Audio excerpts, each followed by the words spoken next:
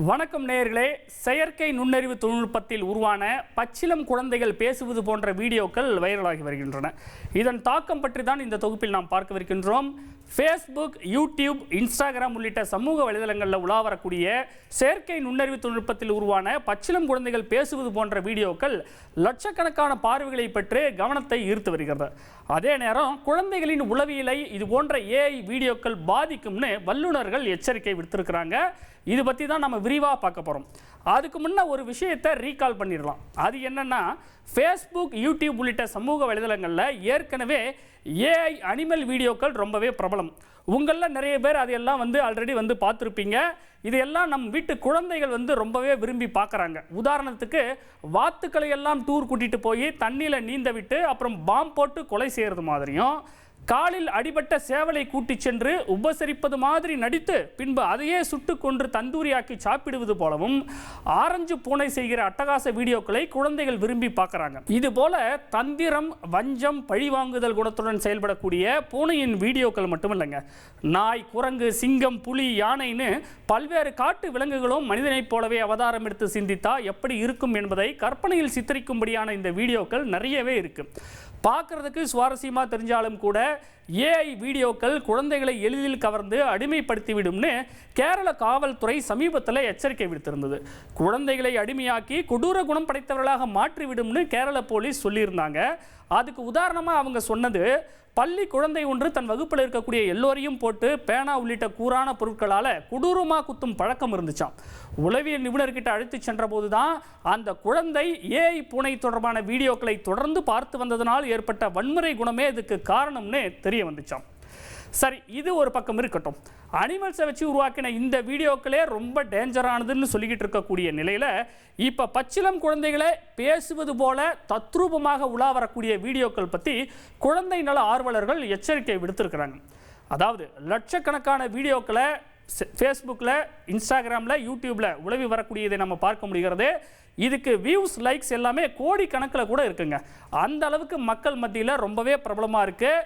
நீங்களும் நிறைய பேர் சமூக வலைதளங்களில் பார்த்துருக்கலாம். பார்க்காதவங்களுக்கு சில சாம்பிள் வீடியோக்களை ப்ளே பண்ணுறோம், பாருங்கள்.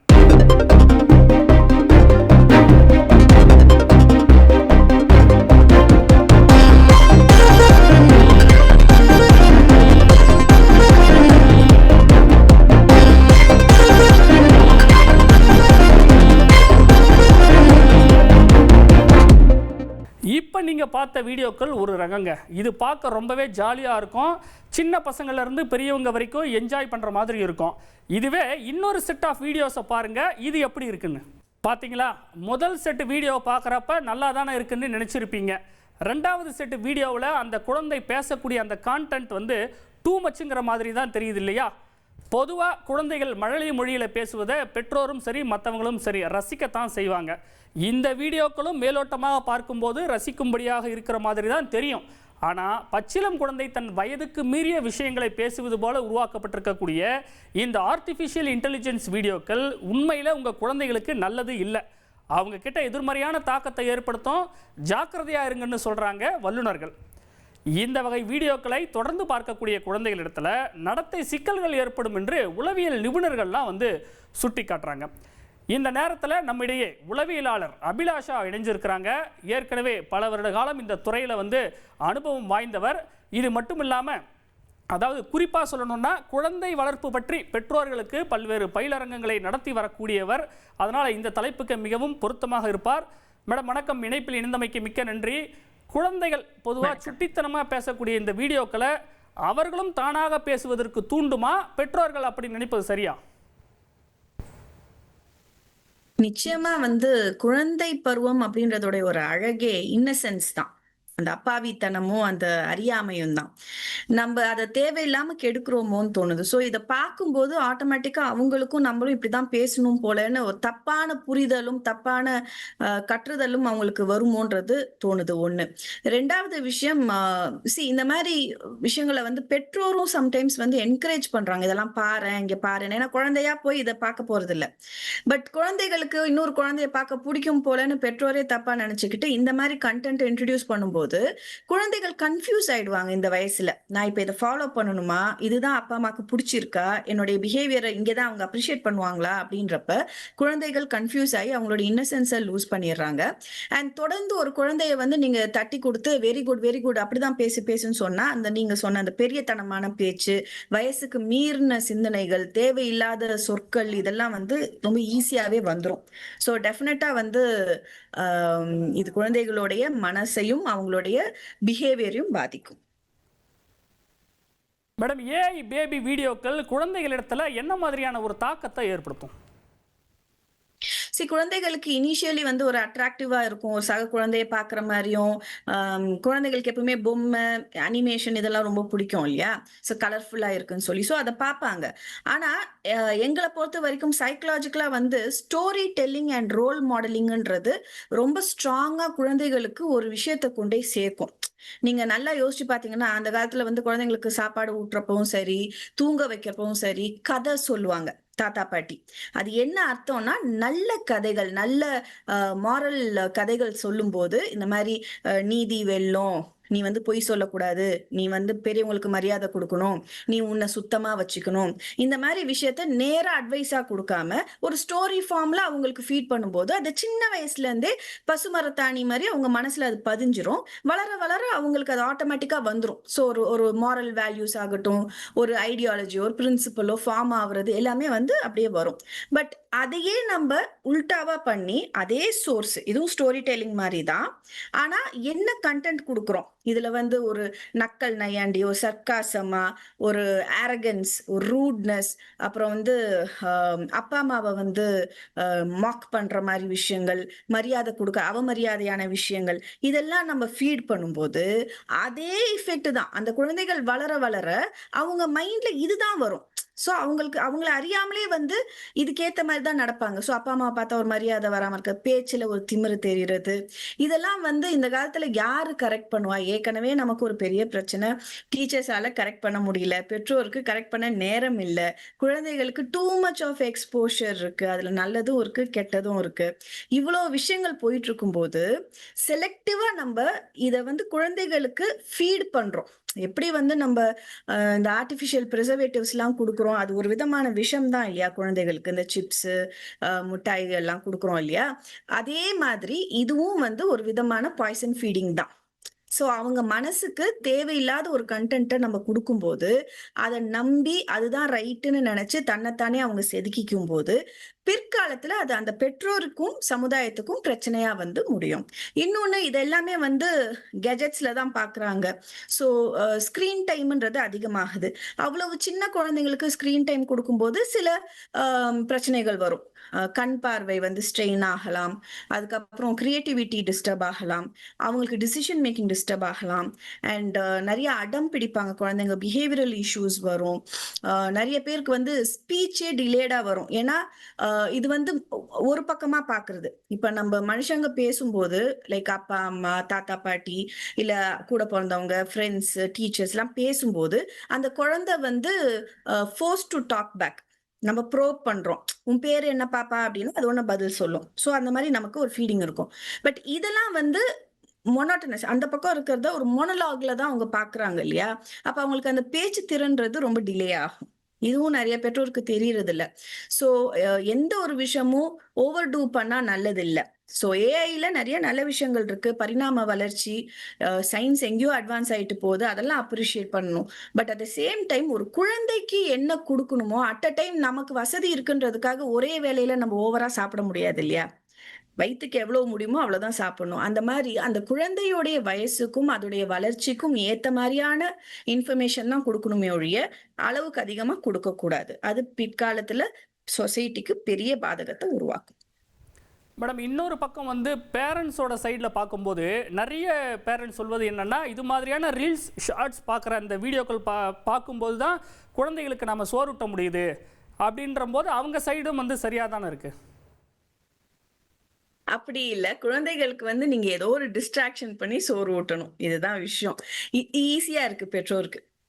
மோஸ்ட்லி எல்லாம் ஒர்க் ஃப்ரம் ஹோம் பண்றாங்க. ஸோ குழந்தை கையில ஃபோனை கொடுத்துட்டு இந்த பாரு இருந்தா சாப்பிடு அப்படின்றது அவங்களுக்கு ஈஸியா இருக்கு. பட் ஈஸி கன்வீனியன்ஸ்ன்றது வேற, இஃபெக்டிவ் அண்ட் குட்ன்றது வேற இல்லையா? நம்ம என்ன பண்றோன்றது அஃப்கோர்ஸ் எல்லா பேரண்ட்ஸ்க்கும் சாய்ஸ் இருக்கு. பட் நீங்க ஒரு நல்ல குழந்தையை வளர்க்கணும், நல்ல பிஹேவியரோட நாளைக்கு அந்த குழந்தைக்கு வாழ்க்கை வந்து சிறப்பா இருக்கணும்னு நினைக்கும் பட்சத்துல நம்ம கொஞ்சம் சிரமப்பட்டு தான் ஆகணும். ஸோ நீங்க கதைகள் சொல்றது ஈவன் இதுலயே கூட நிறைய வந்து மாரல் கதைகள் வர மாதிரி சின்ன சின்ன அனிமேஷன்ஸ் இருக்கு. ஸோ அந்த மாதிரி காட்டலாம். ஆனா வேர்ட்ஸ் யூசேஜ் இருக்கு இல்லையா, அது ரொம்ப முக்கியம். ஈவன் ஃபியூ இயர்ஸ் பேக் இந்த கார்ட்டூன்ஸ்ல எல்லாம் வந்து கொஞ்சம் அபியூசிவான வேர்ட்ஸ் யூஸ் பண்றாங்கன்னு நம்மளே வந்து நிறைய டிவியில டிஸ்கஸ் பண்ணியிருக்கோம். ஸோ இந்த வார்த்தைகள் குழந்தைகள் மனசுல பதிஞ்சிருச்சுன்னா யாருக்கிட்ட எந்த இடத்துல எந்த சபையில அதை யூஸ் பண்ணணும்னு தெரியாம அவங்க பாட்டுக்கு யூஸ் பண்ணிடுவாங்க. அது அந்த குழந்தைக்கு ஒரு கெட்ட பேரை உண்டாக்கும். அதனால அந்த குழந்தையோட செல்ஃப் இமேஜ் லோ ஆகும். இன்னொன்னு, ஏன் நான் இதெல்லாம் பேசக்கூடாது அப்படின்னு கேட்க ஆரம்பிச்சுட்டா அந்த குழந்தை எல்லாமே வந்து ரிபல் பண்ண ஆரம்பிச்சு. நான் அப்படிதான் பண்ணுவேன், எல்லாத்தையும் உடைப்பேன், உன்னை மரியாதை இல்லாம பேசுவேன். இந்த மாதிரி குழந்தைகள் சொல்லும்போது நீங்க அவங்கள அந்த ஸ்டேஜ்ல கரெக்ட் பண்றது ரொம்ப கஷ்டம். ஏன்னா பை தென் அவங்களுக்கு ஆல்ரெடி வந்து மைண்ட் அக்செப்ட் ஆயிருக்கும். அதனால முடிஞ்ச வரைக்கும் சின்ன வயசுல இருந்தே ஒரு குழந்தைக்கு என்ன எக்ஸ்போஸ் பண்றோம், என்ன கொடுக்குறோம், என்ன விஷயங்கள் கதைகளா சொல்றோம், எதை காட்டுறோம். இப்ப ஏன் வந்து நம்ம பெற்றோர் சண்டை போடுறது குழந்தைகள் முன்னாடி போடாதீங்கன்னு ஏன் சொல்றோம்? அந்த குழந்தையோட மனசு பாதிக்கப்படக்கூடாது. பிற்காலத்துல அந்த குழந்தைக்கு சைல்ட்ஹுட் ட்ராமாவால வரக்கூடிய பிரச்சனைகள் வரக்கூடாதுன்றனால தான் சொல்றோம். அதே மாதிரிதான் இதெல்லாம். சோ இதுல வந்து ரொம்ப வேடிக்கையா, ரொம்ப விளையாட்டா கொடூரங்களை காட்டுறது, அப்புறம் வந்து அநியாயமான விஷயங்களை காட்டுறது, அனிமல்ஸ் கிட்ட குரூவல்டி காட்டுறது, இதெல்லாம் வந்து பண்ணும்போது ரொம்ப ரியலிஸ்டிக்கா வேற இப்ப இருக்கிற ஏஐ எல்லாம் இருக்கு. சோ இது எது ரியல் எது அனிமேஷன் கூட குழந்தைகளுக்கு தெரியாது. உண்மையிலேயே இப்படிதான் பண்ணணும் போல இருக்குன்னு கூட நினைப்பாங்க. ஒரு ஒரு பூனையை அடிக்கிற மாதிரி ஒரு வீடியோ இருந்துச்சுன்னா, பூனைனா இப்ப நம்ம இப்படிதான் அடிக்கணும் போல அப்படின்னு. அதனால முடிஞ்ச வரைக்கும் பெற்றோர் நல்ல கதைகளை நீங்க பர்சனலா சொன்னீங்கன்னா குழந்தைகளுக்கு உங்களுக்கும் ஒரு பாண்டிங் வரும். குழந்தைகளுக்கு ஸ்பீச் நல்லா டெவலப் ஆகும். அவங்களுடைய பிரெயின் அண்ட் பிஹேவியர் நல்லாவே டெவலப் ஆகும். முக்கியமா அபியூசிவான கண்டென்ட் எதுவும் நமக்கு தெரிஞ்சோ தெரியாமலோ அவங்களுக்குள்ள போய் பிற்காலத்துல அது ஒரு சைக்கலாஜிக்கல் ப்ராப்ளமா வராம பாத்துக்கலாம். மேடம், இப்போ ஒவ்வொரு பெற்றோருக்கும் வந்து தெளிவாக புரிகிற மாதிரி சொன்னீங்க. ஆனால் இருந்தாலும் கூட இந்த செயற்கை நுண்ணறிவு தொழில்நுட்பம் இந்த டிஜிட்டல் ஸ்பேஸில் இன்றைக்கி தவிர்க்க முடியாததான ஒரு விஷயமா இருக்கு இல்லையா? அப்போ பேரண்ட்ஸ் வந்து இதை எப்படி டீல் பண்ணுறது? பேரண்ட்ஸ்க்கு வந்து டிஜிட்டல் லிட்ரஸி ரொம்ப முக்கியங்க. என்ன இருக்கு, என்ன மாதிரி விஷயங்கள் காட்டுறாங்க, அதோடைய பின்விளைவுகள் என்ன, எங்க அதை கட் பண்ணலாம், குழந்தைகளுக்கு எவ்வளோ டைம் வந்து ஸ்கிரீன் டைம் கொடுக்கலாம், எவ்வளோ டைம் வந்து நம்ம கூட இருக்கணும், ப்ரெசன்ஸ் என்ன, ஒரு விஷயம் அவங்க பார்க்குறாங்கன்னா அதுக்கு என்ன எக்ஸ்பிளனேஷன் கொடுக்கலாம். இதை பாரு நீ பார்த்தது வேற பட் விஷயம் வேற அப்படின்றத எக்ஸ்பிளைன் பண்ற பொறுமை அவங்களுக்கு இருக்கா, டைம் இருக்கா, இது எல்லாம் வந்து கரெக்டா இருந்தாலொழிய நீங்க ஏஐயை இவ்வளோ ஏர்லியா இன்ட்ரடியூஸ் பண்ண வேண்டாம். ஏன்னா அது வந்து கத்தி மாதிரி தான். நல்லதுக்கும் யூஸ் பண்ணலாம், கெட்டதுக்கும் யூஸ் பண்ணலாம். சோ குழந்தைகளுக்கு அதை பகுத்து பார்க்குற அளவுக்கு மெச்சூரிட்டி கிடையாது. இன்னும் அவங்களுடைய பிரெயின் ஃபுல்லா டெவலப் ஆகல. அவங்கள நம்ம குறை சொல்லவே முடியாது. அதனால நம்ம என்ன கொடுக்குறோன்றது ரொம்ப முக்கியம். கண்டென்ட் பார்த்து கொடுங்க. அண்ட் ஓவர் எக்ஸ்போஷர் வேண்டாம். நிறைய பெற்றோர் நினைக்கிறாங்க சீக்கிரமே ஏஐ இன்ட்ரடியூஸ் பண்ணி நிறைய வந்து ஸ்கிரீன் டைம் இருந்துச்சுன்னா ஆட்டோமேட்டிக்கா குழந்தை ரொம்ப அறிவாளி ஆயிடும், இன்டெலிஜென்ட் ஆயிடும். அப்படிலாம் கிடையவே கிடையாது. குழந்தைகளுடைய வளர்ச்சி, மூளை வளர்ச்சிக்கு ஒரு டைம் ஃப்ரேம் இருக்கு. அந்த ஸ்டெப் பை ஸ்டெப் தான் போகணும். நீங்க மாத்திரம் வந்து நம்ம குழந்தைய அறிவாளியா வளர்க்கலாம்னு சொல்லி ஓவர் ஸ்கிரீன் டைம் கொடுத்தீங்கன்னா it will only spoil their mental health. Madam, இணைப்பில் வந்து உங்களுடைய கருத்துக்களை பகிர்ந்துள்ளமைக்கு மிக்க நன்றி. ஒவ்வொரு பெற்றோருக்கும் புரிகிற மாதிரி ரொம்ப அழகாக தெளிவாக உங்களுடைய கருத்துக்களை சொன்னீங்க. நேர்களே, தற்போது நாம் பேசி கொண்டிருக்கக்கூடிய ஒரு விஷயம், அதாவது ஏஐ பேபி வீடியோக்கள் சமூக வலைதளங்களில் ஆயிரக்கணக்குன்னு சொல்ல முடியாது, லட்சக்கணக்கில் அந்த வீடியோக்கள் வந்து உலா வருது. ஒவ்வொரு பெற்றோரும் ஒவ்வொரு குழந்தையும் நிறைய பேர் இந்த வீடியோக்களை நீங்கள் வந்து சமூக வலைதளங்களில் பார்த்துருக்கலாம். பார்க்காதவர்களுக்கு சில சாம்பிள் வீடியோக்களை ஏற்கனவே ப்ளே பண்ணோம், அதை மீண்டும் ஒரு முறை ப்ளே பண்ணுறோம், பாருங்கள்.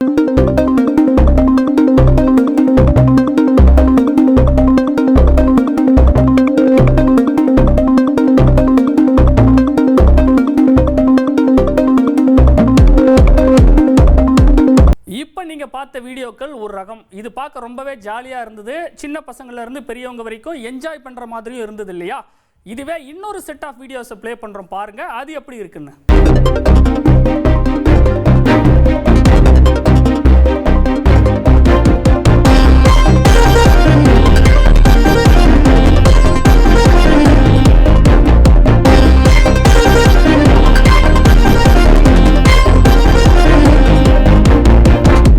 பார்த்தீங்களா, முதல் செட்டு வீடியோ பார்க்கும்போது ரொம்பவே சுவாரஸ்யமாக ரசிக்கும்படியாக இருந்தது, மழலை குரல்ல அந்த குழந்தைகள் பேசுவது.